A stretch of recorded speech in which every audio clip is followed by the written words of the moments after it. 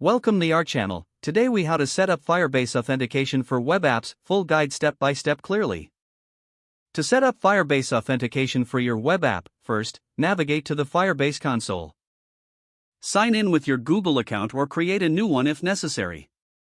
Once logged in, click on Add Project to start a new project. Enter a unique name for your project and click Continue. You can choose to enable Google Analytics for your project, select your preference and click Create Project. Once created, click on the Continue button to access the project dashboard. In the left sidebar, select Authentication. Click on the Get Started button to enable Firebase Authentication. Now, switch to the Sign In Method tab. Here, you can choose the authentication methods you want to enable for your app. For example, enable email/password by toggling it on. Click Save to apply your changes. Next, navigate back to your project overview in the Firebase console. Click on the gear icon to access project settings. Select Add App and choose Web as your platform. Enter a nickname for your app and check the box to set up Firebase hosting if needed. Click Register App to continue. Firebase will provide you with a configuration object containing your app's Firebase keys.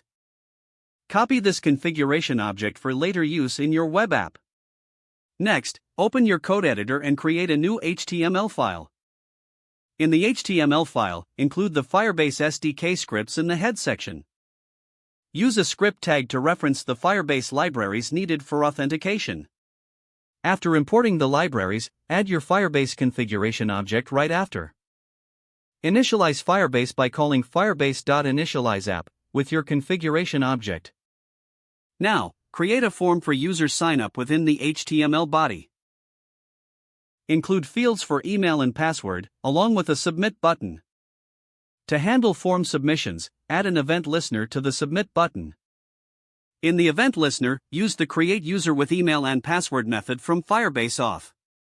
Pass the email and password values collected from the form into this method. Make sure to handle any promises appropriately to catch errors during the registration process. Don't forget to like this video and subscribe to our channel for more step-by-step tech guides.